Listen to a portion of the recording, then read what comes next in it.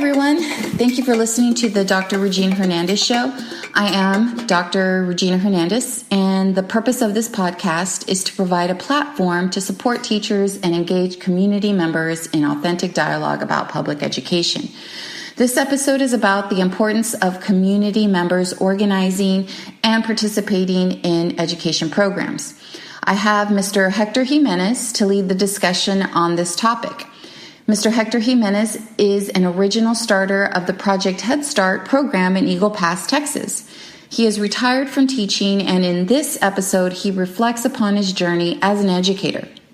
It is my pleasure and honor to have Mr. Jimenez share some of his fascinating experiences being of service in education. In the summer,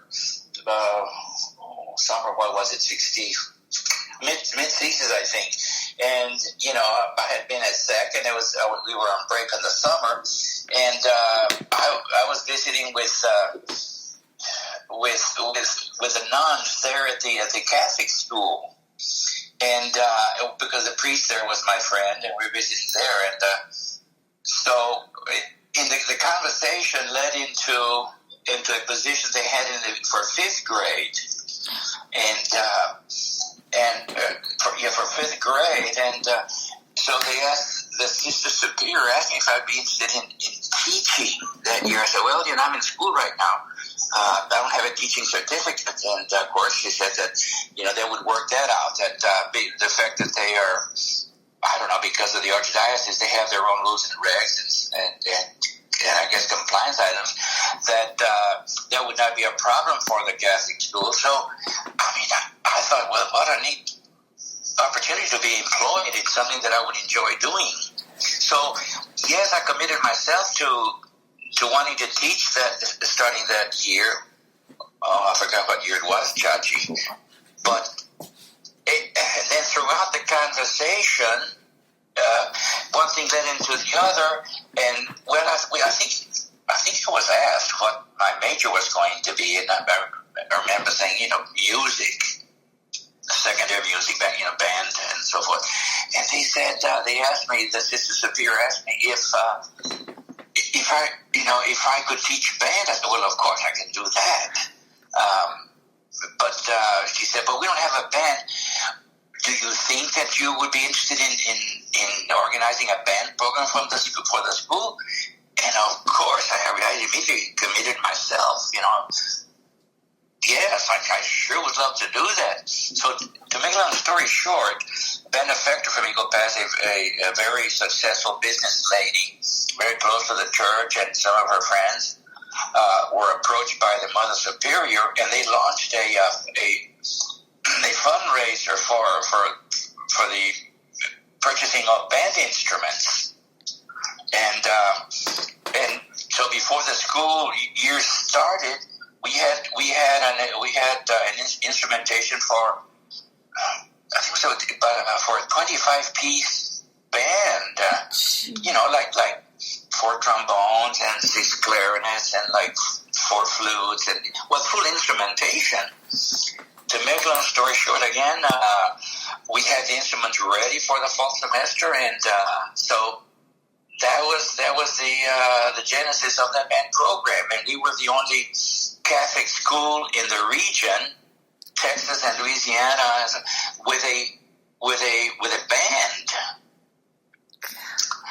And as a matter of fact, my sister Connie was one of was studying in the band program, and within a year, the kids were participating in the Friendship Parade in Eagle Pass, fully capable of playing the Eyes of Texas. That sounds familiar to you, and we did concerts throughout the year, and one of them was at the public school junior high, whose principal had been my first band director. So that was really an awesome experience for me to play for his students under his observation, that because he was the one that had taught me band. So that music, that band program, we had that for 6 years, until another opportunity came by, and I just couldn't let it go. That was the beginning of the war on poverty by President Johnson, and personnel was needed to work with school dropouts, and right away I took that opportunity, and that was the event program had to close, and that was it. And then from then on, I didn't get back into education because I spent almost 18 years working with employment and training programs for school dropouts. Mm-hmm. And as a matter of fact, with one of the summer programs, I even organized a small little orchestra for kids that could not be working out in the sun or any. We thought, well, we just teach them some fine arts and the performing arts, and so I taught them band in that program. That was the end of the music program at the Catholic school. Wow, where now thereafter? I'm sorry. Yes. Can we change topics? Yes, sure. Thereafter, while we were working that summer, I had a crew of young students, school dropouts that were migrants, and so the idea came about to organize a Head Start program for migrant kids. And at that time, this could have been in the summer of '66, I think it was. The University of New Mexico was the training site for Region 5, which included Texas, Oklahoma, Louisiana, I think, and several states, for the training of teachers that were going to be involved with the Head Start project concept. Mm-hmm. So I went to the University of New Mexico and participated in their training program for Head Start curriculum. Came back, and then the agency employed the mothers of the kids, and we trained them as teachers as opposed to having certified teachers. Yeah. But we did have a director that was. I think she was certified in education. She was the supervisor of the program. So we trained the parents as teachers of their own kids for the summer. When in the fall, just about the fall, of course, the migrant families were going to move and go to Idaho and Oregon to work in the fields over there. Those were the receiver states for those migrant families that we were serving. And the idea came about to, now what are we going to do? We've had them for the summer. We trained the parents and so forth. Now they're leaving, and that's the end of our endeavors. But we thought, well, what if one of us moves over with him to those receiver states? Which I did. I went with him to Idaho, Weiser, Idaho, and over there, the school had been coordinating with our agency down here to organize something similar. That's why we had an Eagle Pass. So I went with the migrant families and spent the summer, I think it was summer of '66, I think it was, with them, and just help organize the program and the parents and support groups and things like that. And then I did that until continue with council of government agency that we had, and reached my pinnacle. I became the executive director of the Community Action Agency and even the Middle Rio Grande Development Council. And from then in '83, I thought I better get back into the classroom, and I started to the public schools. So that's kind of what happened. Why did you decide to go back into the classroom after being so in the field, just so mobile? Well, that was always my aspiration to become a teacher, not to be an administrator of anything, and the fact that that's what I wanted to do. And I thought before I got much older that I should, fulfill my dream of being a teacher. And so I resigned my position as executive director in 83. I remember effective date being August 25th, I think it was. And the following Monday, I was back into the classroom. So over a weekend, I was back into the classroom. And an interesting thing about it, being in a high-profile position,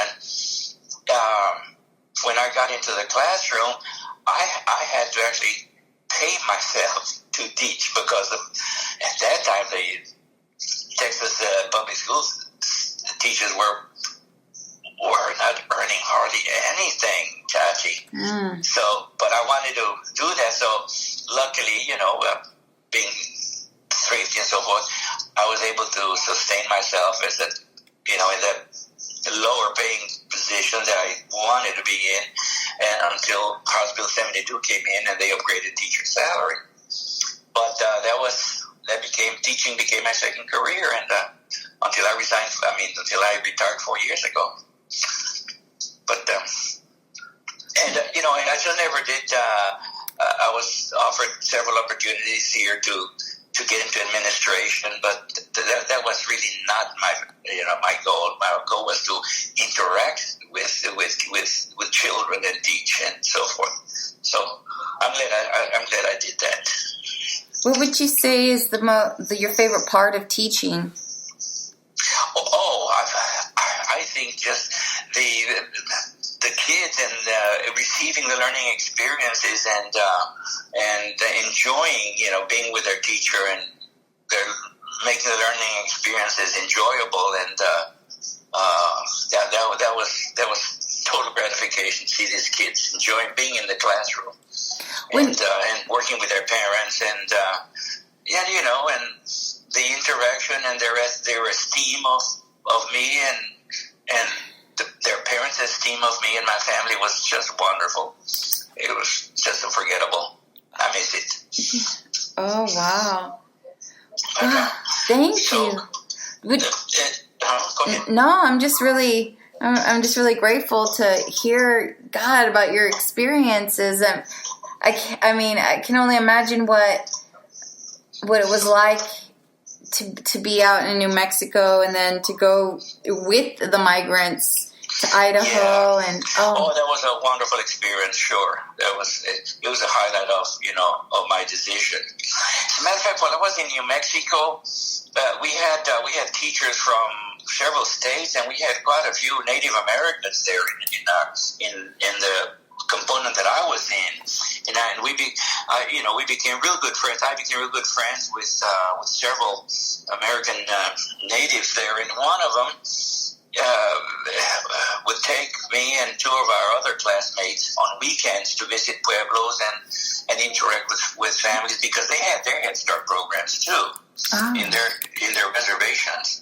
And but one thing that, as a matter of fact, that became a highlight of that experience in '66 as a going away present.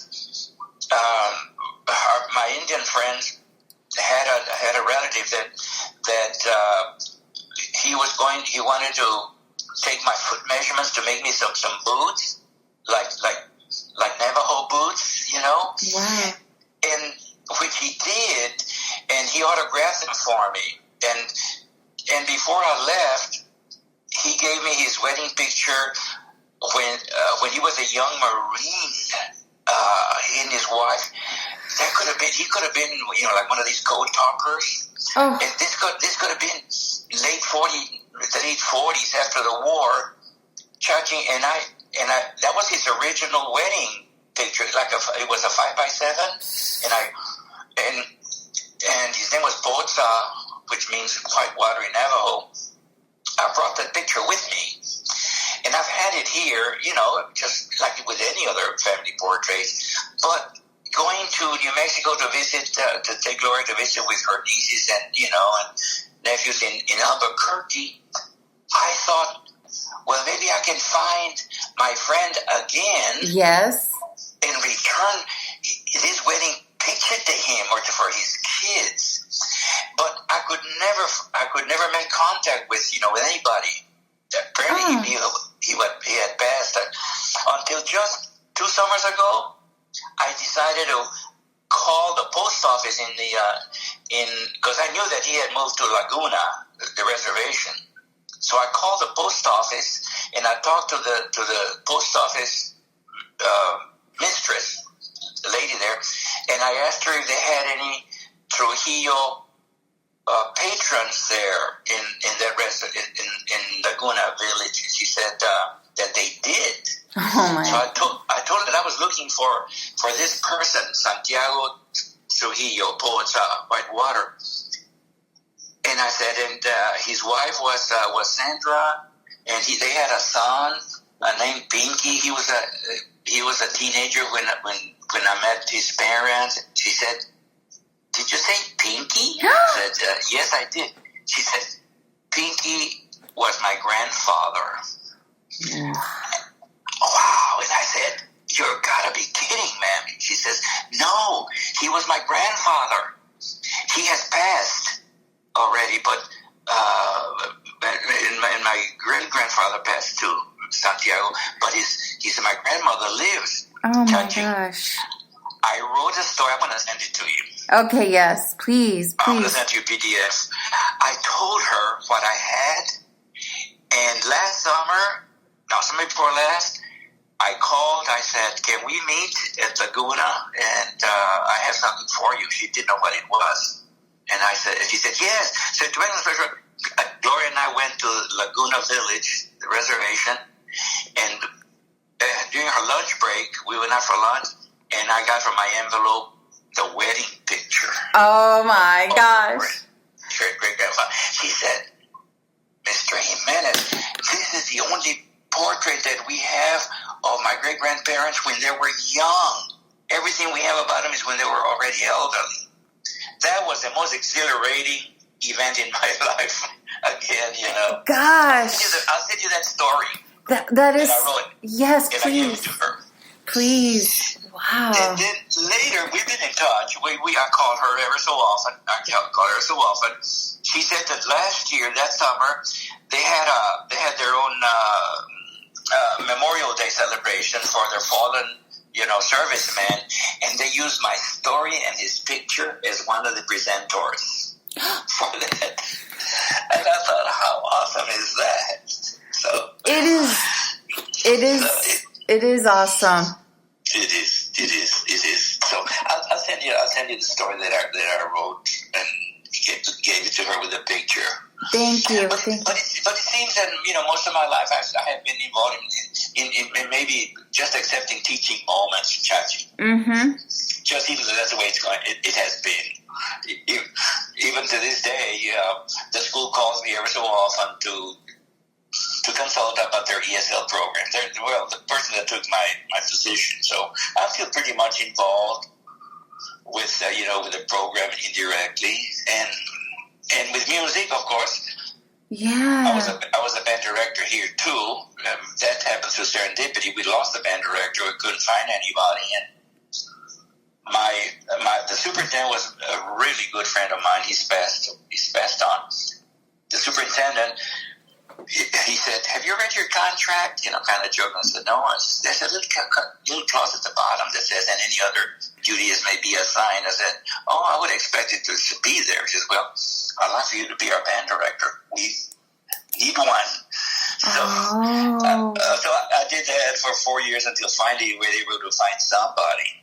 And thereafter, I thought, what am I going to do with that music? So 7 years ago, I organized our own community band, which I'm director of, and we play for the 4th of July and for the Christmas programs and things like that. It's a small wind ensemble, but we enjoy it.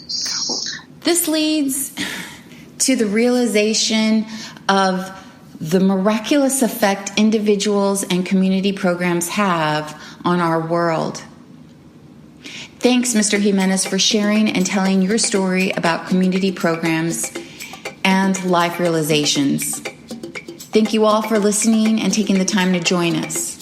You can send topic suggestions to Regina Hernandez Consulting at gmail.com. And feel free to check out my website at www.reginahernandezconsulting.com to learn more about my services as a teacher coach and education consultant. Also leave feedback and subscribe. Love you for listening. Bye-bye.